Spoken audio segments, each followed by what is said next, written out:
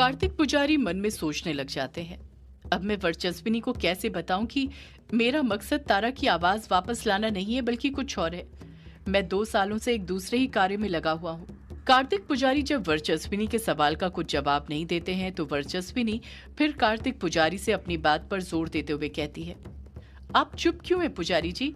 बताइए ना, आप कब तक मेरी बेटी की खोई हुई आवाज वापस जागृत कर देंगे ताकि मैं उसे यहाँ से लेकर जा सकूं। कार्तिक पुजारी वर्चस्विनी से अपनी नजरें चुराते हुए कहते हैं, ये सब इतना आसान नहीं है वर्चस्विनी। इन सब चीजों में वक्त लगता है। सब कुछ तारा पर निर्भर करता है। वो जितनी जल्दी देवों को प्रसन्न करेगी उसकी आवाज उतनी जल्दी वापस आ जाएगी।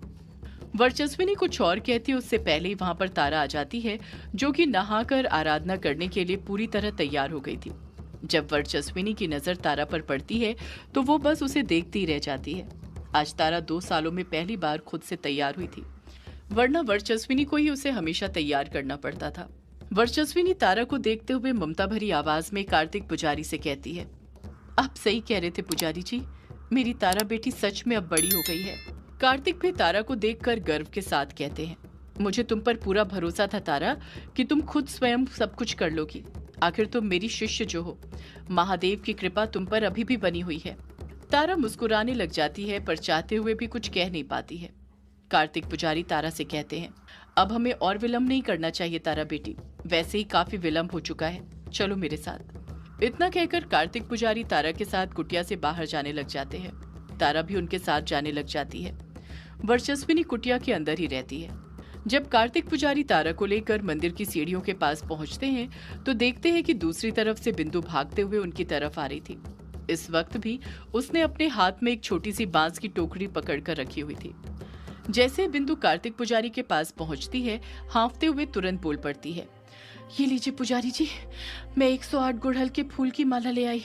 जब कार्तिक पुजारी बांस की टोकरी की तरफ अपनी नजरें करते हैं तो देखते हैं कि उसके अंदर गुड़हल के ताजे फूलों की माला रखी हुई थी। पुजारी जी मुस्कुराते हुए बिंदु से कहते हैं, तुमने बहुत अच्छा काम किया है बिंदु, मुझे उम्मीद नहीं थी कि तुम इतनी जल्दी माला ले आओगी। बिंदु पलट कर कहती है, माला जल्दी कैसे न लाती पुजारी जी, मुझे भी तो मेरे कायर। बिंदु इसके आगे कुछ कहती, उससे पहले ही कार्तिक पुजारी फिर बोल पड़ते हैं, बिंदु ये उचित समय नहीं है बातें करने का, हमें पहले ही देरी हो चुकी है। मैं तुमसे आराधना के बाद मिलता हूँ, हो सकता है आज आराधना सफल हो जाए। बिंदु का कुछ जवाब सुने बिना ही कार्तिक पुजारी बिंदु के हाथ से वो टोकरी लेते हैं और तारा के साथ मंदिर के अंदर जाने लग जाते हैं। बिंदु मंदिर की सीढ़ियों पर ही खड़ी रहती है। कार्तिक पुजारी और तारा के चले जाने के बाद बिंदु मायूसी के साथ उन्हीं सीढ़ियों पर बैठ जाती है। बिंदु मायूसी के साथ खुद से कहती है, कार्तिक पुजारी जी कभी मेरी बात सुनते ही नहीं है।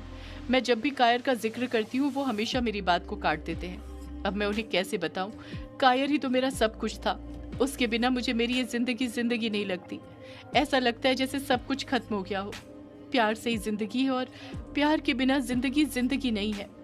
बिंदु कायर को याद करते हुए खुद से कहती है, मुझे कायर से नहीं झगड़ना चाहिए था। शायद उस रात अगर मैं कायर से नहीं लड़ती तो वो मेरे साथ होता। मुझे उसे इस तरह हमेशा के लिए खोना नहीं पड़ता। उसके बिना इस तरह जिंदगी नहीं गुजारनी पड़ती। उस भक्षानिर युग ने हमें दोस्ती का बहुत अच्छा सिला दिया है। दोस्ती के नाम पर सबको मार दिया उसने। बिंदु की आंखों में भी आंसू आने लग जाते हैं और वो सीढ़ियों पर बैठे बैठे ही कायर की याद में गमगीन हो जाती है। इस तरफ मंदिर के अंदर पुजारी जी ने यज्ञ की सारी तैयारी कर ली थी। वो मंदिर के गर्भगृह में एकदम बीचों बीच बैठे हुए थे। उनके सामने एक हवन कुंड था और वहीं पर तारा भी बैठी हुई थी। कार्तिक पुजारी और तारा आमने सामने थे और उनके बीच में हवन कुंड रखा हुआ था। हवन कुंड के साइड में ही माँ काली की एक 2 फुट की मूर्ति रखी हुई थी, जिस पर कार्तिक पुजारी ने गुड़हल के फूलों की माला चढ़ा दी थी और वो काल का यज्ञ शुरू कर चुके थे। तारा ने अपने दोनों हाथ जोड़ रखे थे।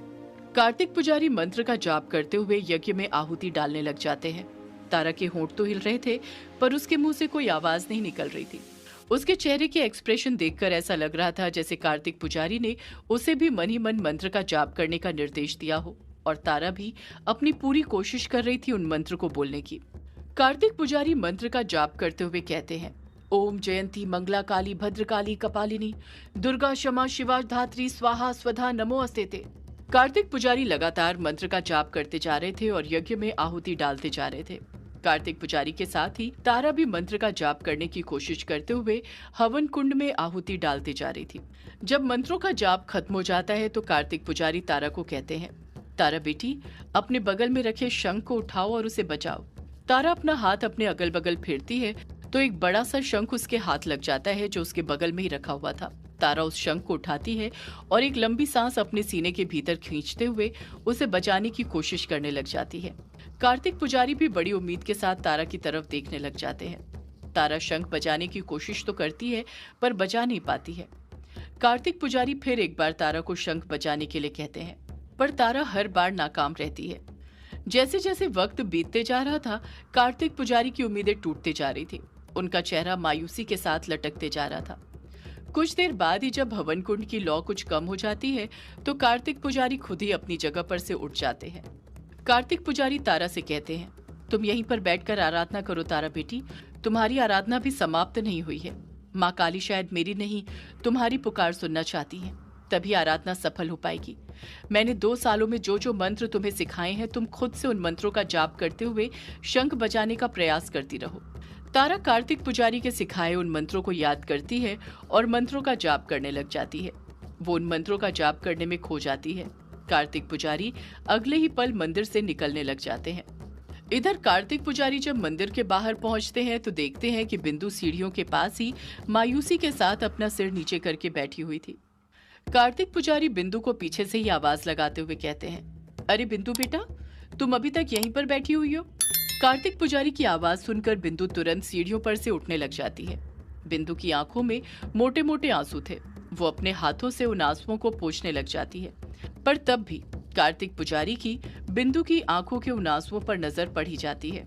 कार्तिक पुजारी बिंदु के पास जाकर उसकी नम आंखें देखते हुए कहते हैं, बिंदु बेटी, तुम रो रही हो? बिंदु झूठ बोलते हुए कहती है, नहीं नहीं पुजारी जी, वो बस मेरी आंख में कंकड़ चले गया था। कार्तिक पुजारी बड़े प्यार से बिंदु से कहते हैं, आंखों में आंसू कंकड़ से आया है या मन के घाव से आया है, वो मुझे देखकर ही पता चल जाता है।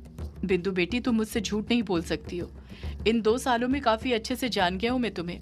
कार्तिक पुजारी बड़ी सहानुभूति के साथ बिंदु से कहते हैं, बताओ बिंदु बेटी, क्या बात है? बिंदु अभी भी खामोश रहती है, कुछ नहीं कहती है। कार्तिक पुजारी बिंदु का भरोसा हासिल करते उम्मीद के साथ कहते हैं, बोलो बिंदु बेटी, क्या बात है? तुम मुझे अपने पिता की तरह ही समझो, तुम मुझे अपने दिल की सारी बात बता सकती हो। बिंदु भी कार्तिक पुजारी से बोल पड़ती है, कुछ नहीं पुजारी जी, कुछ दिनों से कायर की बहुत याद आ रही है।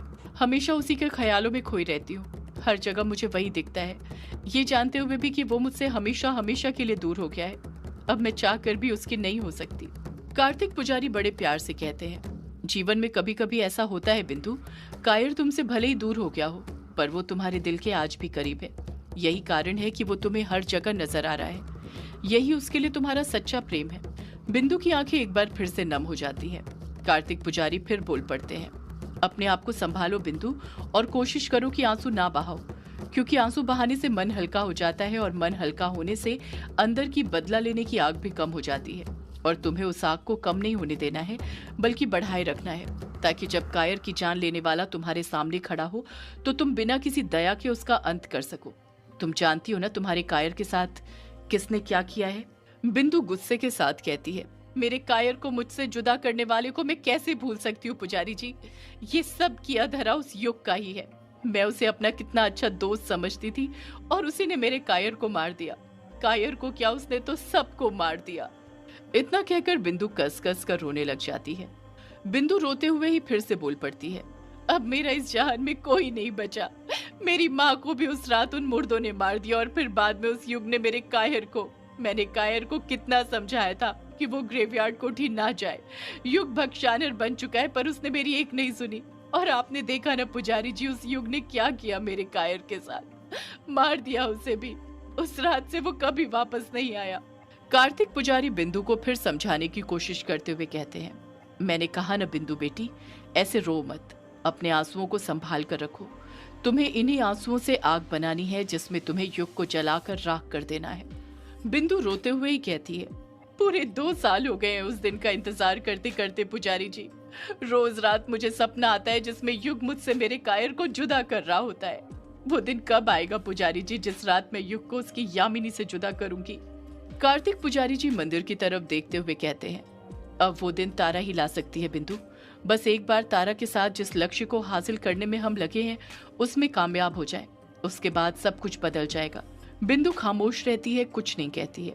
कार्तिक पुजारी अपने आसपास देखते हैं और बिंदु से धीरे धीरे कहते हैं, पर तब तक हमें वर्चस्विनी को पता नहीं चलने देना चाहिए कि हम यहाँ पर तारा के साथ क्या कर रहे हैं। उसे लगता है कि मैं तारा की आवाज वापस लाने की कोशिश कर रहा हूँ, पर मैं तो यहाँ पर।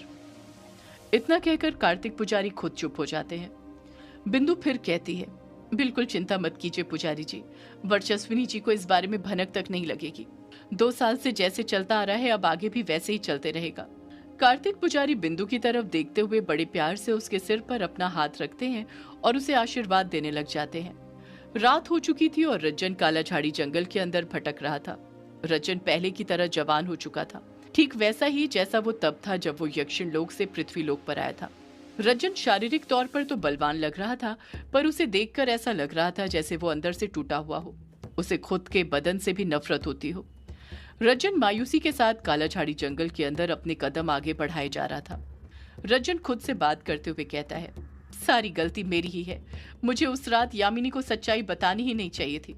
मुझे पता था अगर मैंने उसे सच्चाई बता दी तो वो मेरा साथ छोड़ देगी, मेरा चेहरा तक कभी नहीं देखना चाहेगी। पर उस रात कैसे मैं उसे सारी सच्चाई नहीं बताता? मैंने उससे वादा किया था सब कुछ बताने का। मैं अपना वादा नहीं तोड़ सकता था। मैं यामिनी की मदद करना चाहता हूं, पर वो मेरी मदद लेने के लिए तैयार ही नहीं है। क्या करूं मैं? रज्जन फिर खुद से बोल पड़ता है, मैं चाहूं तो अभी अपने यक्षिण लोक वापस लौट सकता हूं, पर मैं ऐसा नहीं करूंगा। मैं जाऊंगा तो कामेश्वरी यक्षिणी को अपने साथ ही इस लोक से लेकर जाऊंगा, पर मैं यामिनी की मदद के बिना कामेश्वरी को नहीं ढूंढ सकता, ना ही यामिनी मेरी मदद के बिना कामेश्वरी को ढूंढ सकती है। अब ये बात मैं यामिनी को कैसे समझाऊं? वो तो मेरी बात तक सुनने के लिए तैयार नहीं है। रज्जन नम लहजे के साथ फिर बोल पड़ता है, 2 साल से तलाश कर रहा हूं मैं कामेश्वरी की, पर उसका अभी तक कोई अता पता नहीं चला। पता नहीं वो भक्षानर का अंश कामेश्वरी को कहां पर लेकर गया है। रज्जन कुछ सोचते हुए कहता है, चाहे यामिनी कुछ भी बोले, मुझे यामिनी से एक और बार बात करनी होगी। उसे समझाना होगा कि हम दोनों साथ मिलकर ही कामेश्वरी यक्षिणी को ढूंढ सकते हैं। अलग रहे तो कभी नहीं ढूंढ पाएंगे। मुझे यामिनी से जाकर बात करनी होगी। सदियों से है पुरानी ये है यक्षिणी की कहानी। यक्षिणी एक आग है, यक्षिणी तेरा ख्वाब है।